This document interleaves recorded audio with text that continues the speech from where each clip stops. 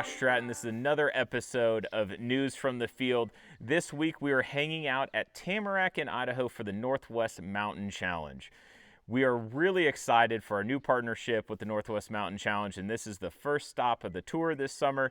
And we wanted to take some time to let you know what the event is about, tell you how it's a little different than some of the other archery events that are out there, and give you a chance to understand why we're partnered with TJ and the rest of his crew. So, TJ, thanks for joining us. Yeah, man, we're great. This is like a dream come true. So thank you so much. We're super excited to have the Mule Deer Foundation and support of, and it's just been an awesome collaboration. Like I can't say it enough. So it's just awesome. I mean, I got Mike here. Mike's been a huge help as well, and he's coming on stronger and stronger every year. Next year we're definitely going to be more partnership and working him into that role of things. And then that is my wife over there, but that is Hillary. She is the glue of all of this. So all the emails, all of the strategic planning behind the scenes, it's all coming from her because we're guys and we're not that organized. I love that. I love yeah. that. Yeah. I love that. Yeah, that's I think a lot of us can speak to that reality in life. It's always good to have a strong woman helping us achieve our dreams. So, Yes. Well, again, thank you all for swinging by. We are at the No Business Lodge, which we're really excited to partner with them for our kind of shindig that we're doing on Saturday night with the big Full Draw things. Film Tour and some food, and we got coolers full of beer and $18,000 worth of raffle and giveaway items, and we're going to do a novelty shoot. And so I'm excited about how that party is coming together. And I think it'll be interesting to see. This is the first time doing something off the mountain. Right.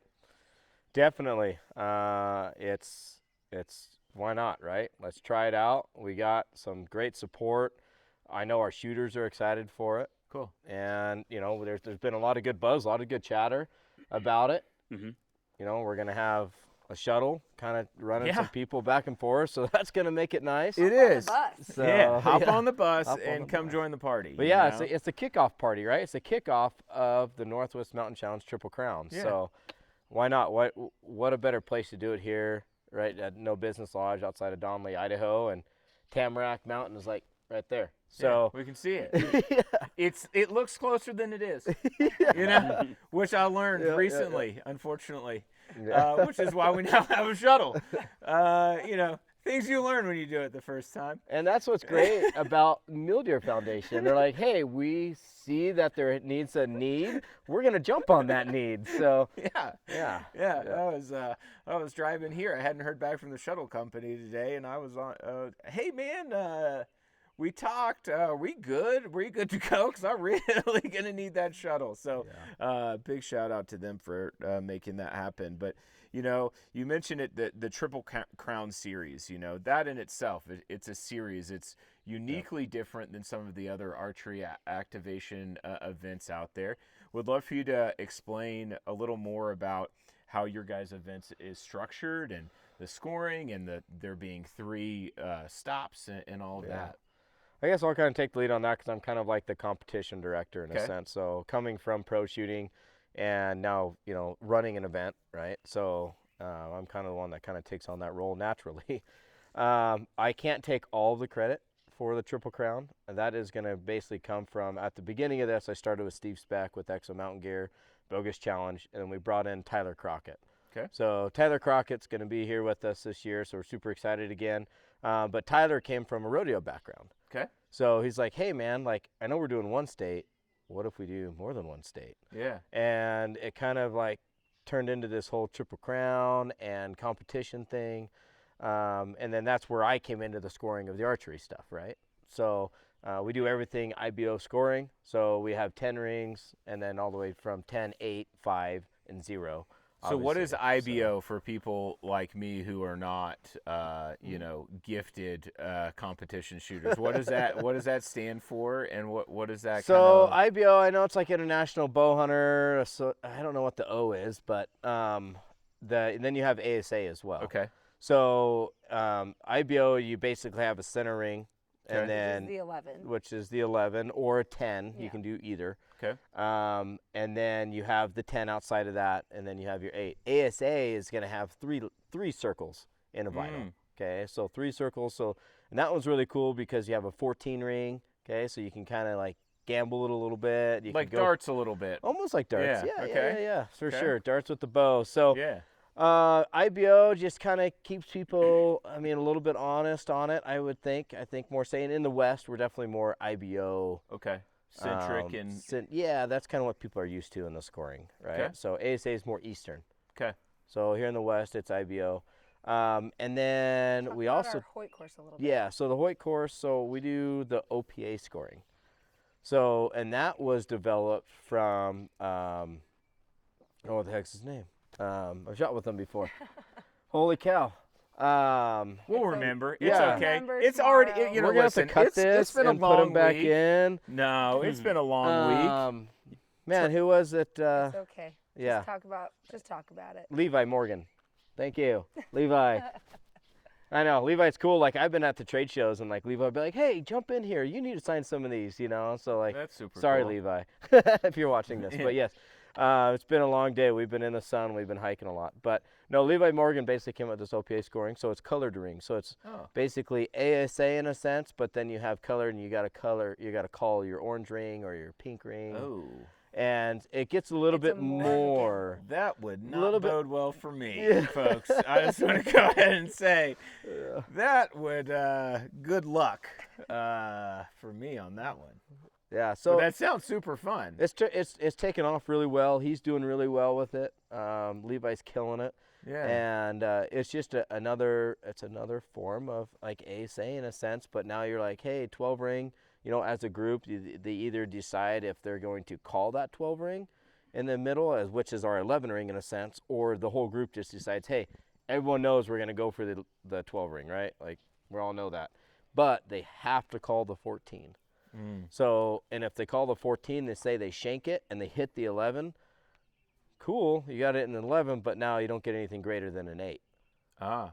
So you kind of play that gamble now, you know, yeah, you shake it and you get an 8 kind of thing. But then I'd take the 8 but personally. usually the you know. 14's here and the 5 is right here, right? It's a So you're going, you can't get anything better than that 8, or you can get 8 or less kind of Okay. thing.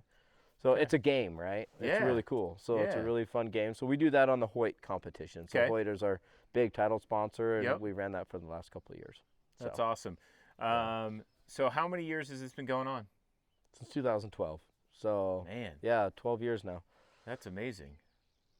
That's a long time. So And you've seen it, I'm sure, kind of ebb and flow at times. But what does it look like now? You know, as something that's been around for that long, you've been to the same locations, but it sounds like you guys are doing some stuff to keep it fresh and engaging. You know, how long has that scoring on the Hoyt course been like that? Is that relatively new for you all, just the last couple of years? It's fairly new. I would say we probably started that in like 2019. Okay. I would say think. 4 or 5 years, yeah. Yeah. It's what I like was when thinking. Levi kind of came out with it, Yeah. and we listened to our shooters, right? Yeah. We listened to our comp shooters, and a couple of comp shooters like, hey, have you guys heard of this? Like, this is actually really neat, you know? So started digging into it and got into Levi's website and kind of went through it all. And we're like, oh yeah, that's a fun game. So, you know, why not, right? Like, we're different already. Like, Right. the way that we do our scoring in our classes, so the way that like Northwest Mountain Challenge sets up the competition series, it's basically the way that you would see yourself hunting. Okay. We don't get a lot of like the big target guys. We do on some of them. We get some of the open guys, especially on the Hoyt course. But our biggest thing is like, if you're a bow hunter and you have a slider, that's what we pretty much all use now. So Yeah. you're a bow hunter, right? Where other like local clubs, they're going to have sliders. They're going to put you in only bow hunter class, Ah. right? And then Okay. if you or in slider, if you have a slider, you're going to go into open class. So fixed pin is bow hunter, slider is open. So we're like, no, like you have a slider, that's what we all hunt with now. So why not put you in bow hunter?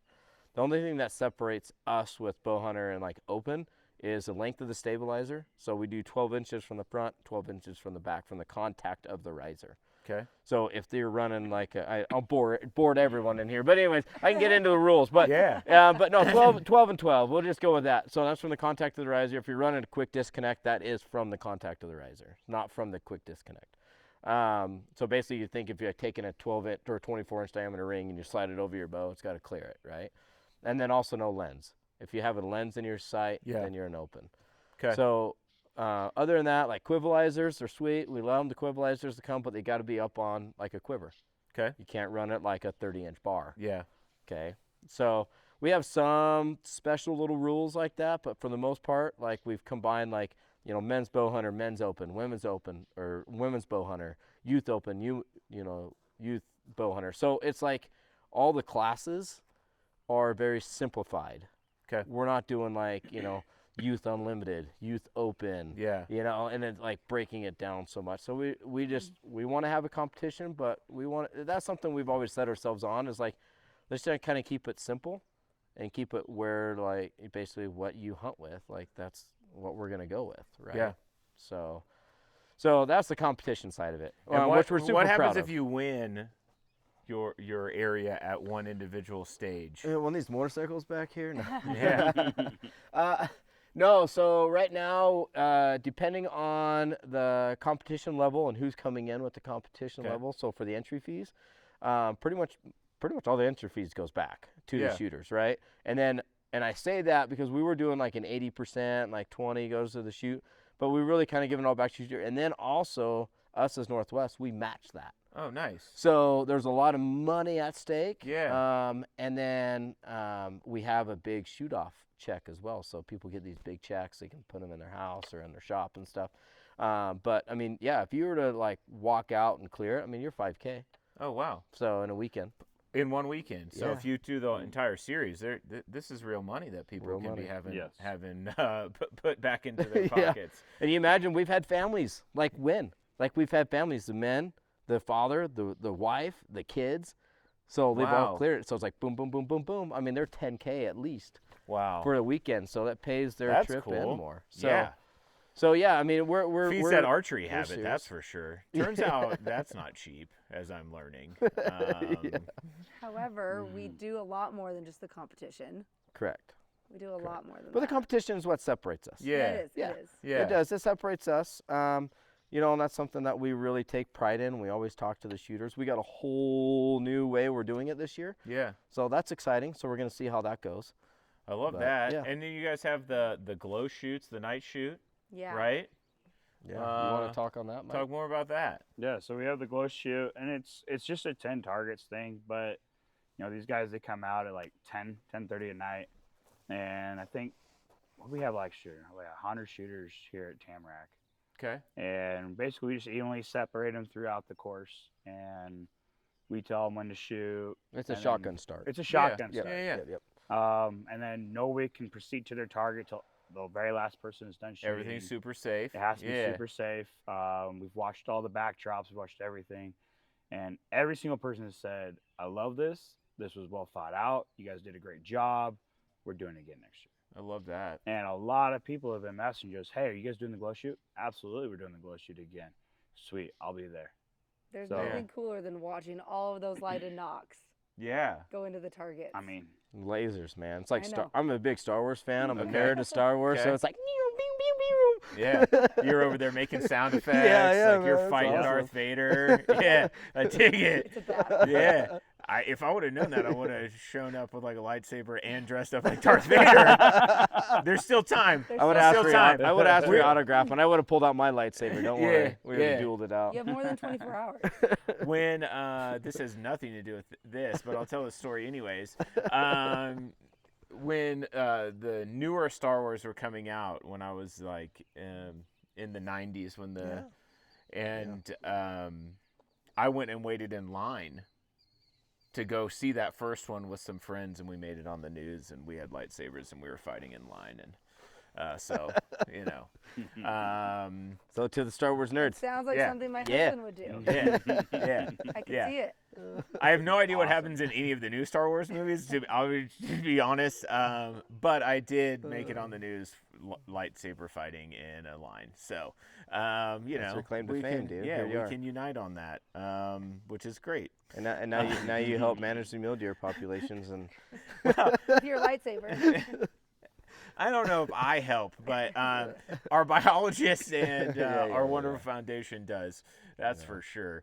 Yeah, on that note, there's a Mule Deer Foundation course this year, absolutely. which is cool. We're super excited about that.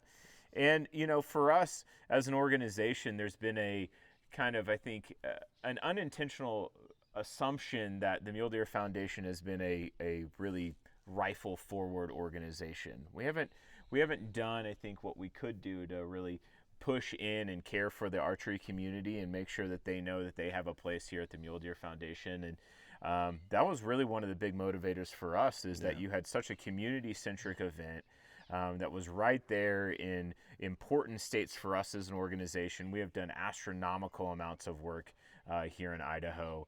And as we look to grow our care and our mission for blacktail deer, those Washington and Oregon markets are really, really important to us as well. And so, you know, and this relationship started really organically, right? I mean, you connected with one of our regional directors, Josh Wesley, last year, who helped with an event, and you guys knocked that out of the park. Yeah, and Awesome. and you know, you and I linked up here in Idaho, and you said, "Hey, man, like that was really cool, and we really appreciated the support." And you know, we love to see that when a relationship just kind of organically comes to fruition, of both parties entering it, saying, "Man, you bring a lot of value to this and the community that we believe in," and you guys are saying the same thing. So I'm super excited about that.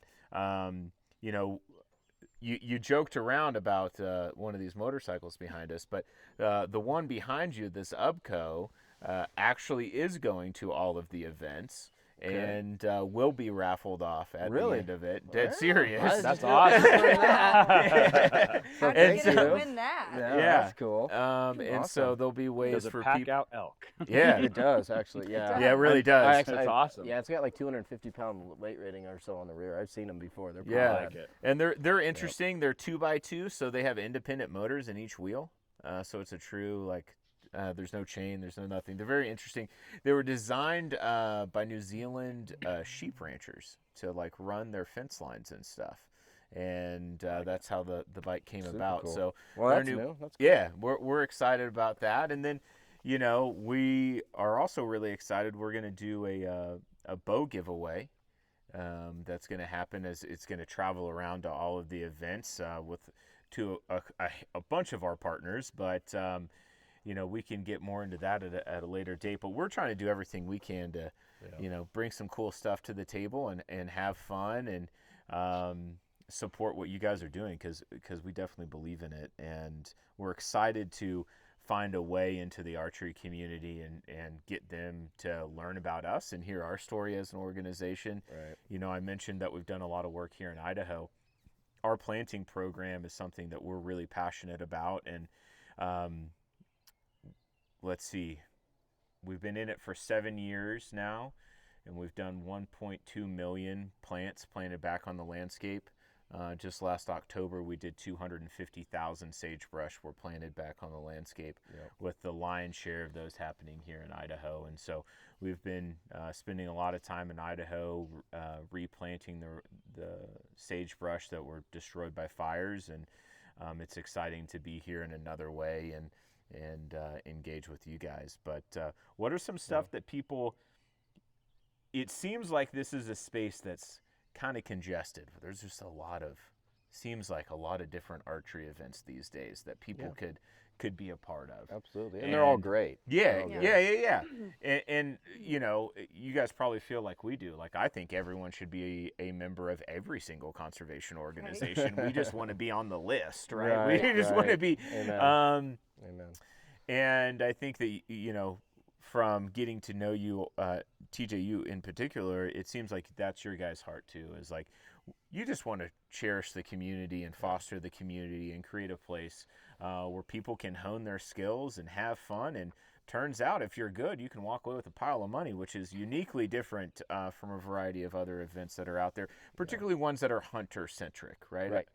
I don't know, and I'm still very new to the archery space myself, but I don't know of many other hunter-focused archery events that have cash prizes. Yeah, and as it's funny. well. Like I've talked with Sean with TAC, and we all started around the same time, and it's so funny because he's like, "Man, I don't know how, like, you get the target shooters there for one. I don't know how the heck you like even find a business model around target shooting." I'm like, "Man, I don't know how the heck you don't put a shoot on without the competition." So Right. you know, Yeah. it's just the mental capacity and what we're kind of our perception, right, on Yeah. the shoot. So you know, that's where I came from, right, shooting ASA tournaments and shooting Yeah. ABO tournaments. So that's normal for me. So to not have that seems kind of odd. But and you kind of touched on this before, and me and Mike have talked about this before, and obviously Hillary is well versed on this. But the whole reason why we do this is just to give people more opportunity to go out and shoot their bows. Yeah.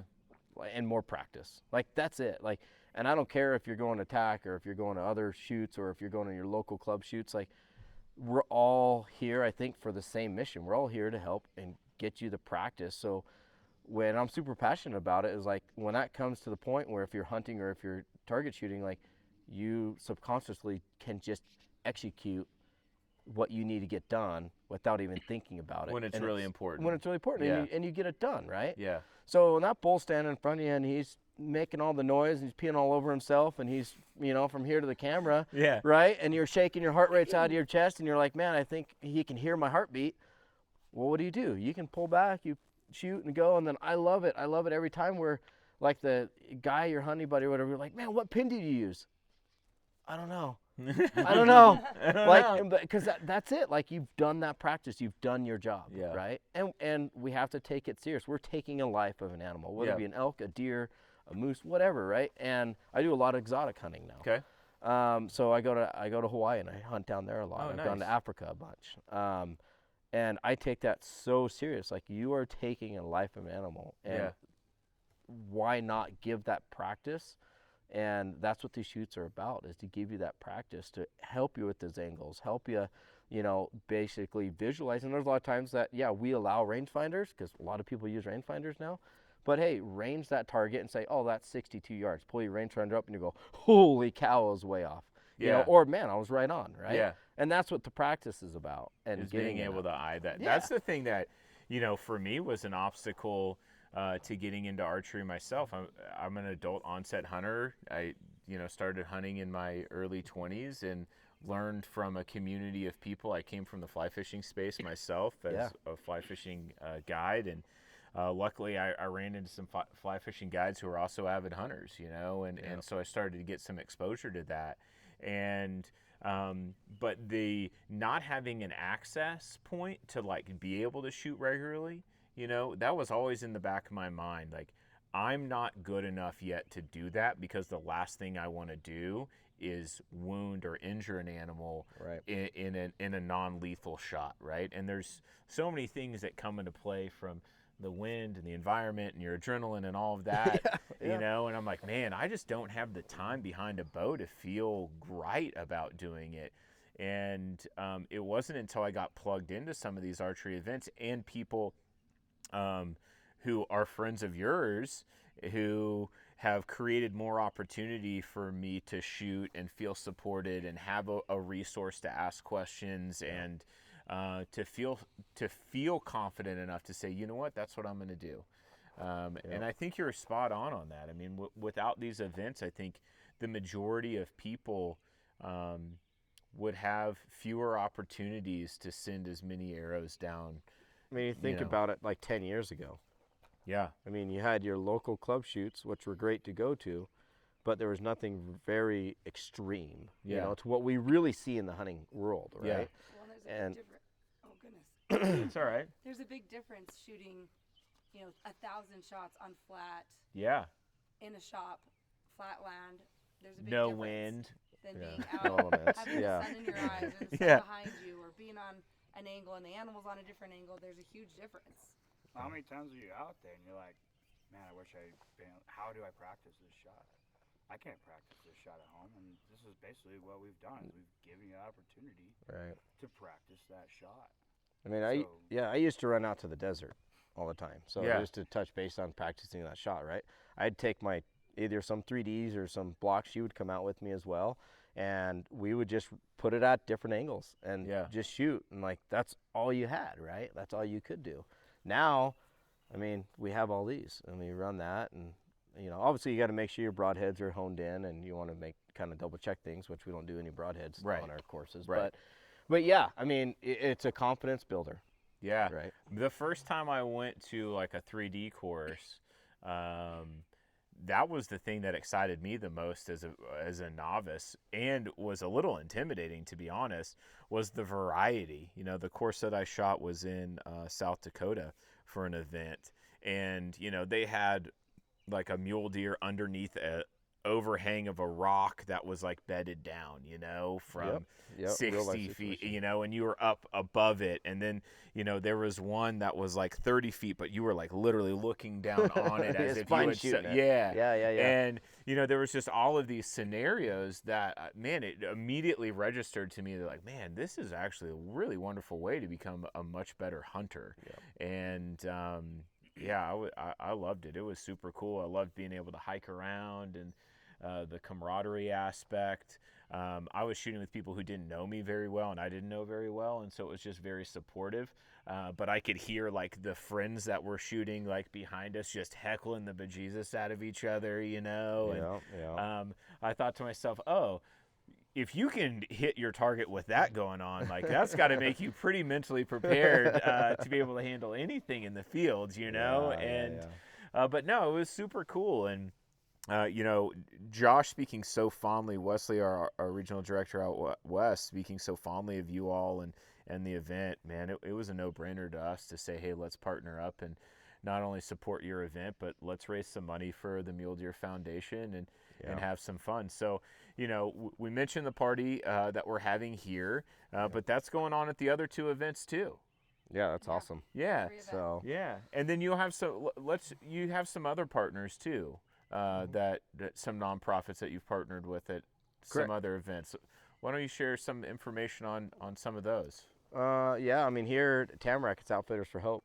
Yep. So Kyle, ran that and put it all together, and getting terminally ill kids or even adults and basically saying, hey, this might be your last opportunity. What's your wish? And let's make it happen. Yeah, and get them on hunts. So that's really cool. They've been a big partner. We've raised a lot of money over the years with them. And we started out with Hunt of a Lifetime and then transitioned over to them. So that obviously it's a different experience, right? Like when we're raising the money, we're cutting them that check. Like there's crying, there's hugs, there's so it's really heartfelt. It's touching. So we do that. Oregon. What do we have? Oregon Hunters Association. Yep. So Oregon Hunters Association, we've had different partners there over the years. Washington, we've had the Backcountry Hunters and Anglers. Yep. There. So all these have good like missions, We right? always try to have a non-for-profit. Yep. It's important to us.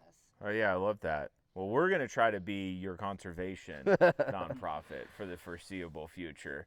I like that plan. Yeah. So you hear that, Mule Deer supporters? Okay, they got our back. We got their back. Time to show up, show out, have a good time. Well, and that's why we landed on like in the support of, right? Like, because we're here to support you. You're here to support us. And I wouldn't say it's on a money side of things. It's on a contact. It's on a building this, like being able to hold an event, like. You know what I mean? And that to us, like, I mean, you flew out here to do this. Like, that's huge. And, I mean, that goes way more miles than any kind of checkbook could take it. You know what I mean? I think we're all in it for the right reasons, right? Yeah. I mean, it takes community development is some of the hardest stuff we're ever going to do in our life. No matter what your job is, no matter what you do or what drives you in your life, building a community of people who feel supported and heard and who are feeling like by being in your community, they're getting to live out some of their dreams. That takes a village to do. And it takes everyone showing up and saying, hey man, we're not here for ourselves.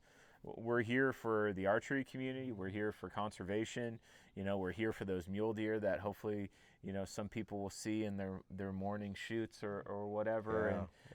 And when I flew in today, I saw a bunch of people wheeling archery cases, Cool. waiting for them at baggage claim, and getting to stand there. I saw Dad and his son, and they were waiting for theirs when I was waiting for mine. And so it was cool to see that other people were flying in to participate in this event. And on top of that, I think a lot of people sometimes forget about the community and economic impact that events like this can have on these small communities that are often in that shoulder season for themselves, or maybe what they would quote unquote the downtime for themselves. And conservation has that same impact. When we do conservation right, we have this great opportunity to have a fair amount of economic impact into those small rural communities or underserved communities throughout the West. And so man, we're stoked to be here. We're excited about the future.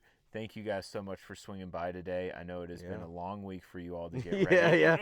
We've been working courses like crazy. So. Hey, the shoot is set up. Yeah. That's what matters. Yeah. That's right. You're good to go. Registration's ready to go. We're ready to rock. Let's rock and roll. Well, on that note, tomorrow is the day, the beginning of your all's Triple Crown Series, and we're incredibly excited to be a part of it. So thank you for swinging by. I'm tired of getting destroyed by these mosquitoes. I left Oklahoma. I thought I wasn't going to be coming to more mosquitoes. It was also warmer than I wanted it to be today, but whatever. I'll get over it. Anyways, folks, as always, we're here for you. You're here for the deer. We'll see you out on the landscape. See you next time.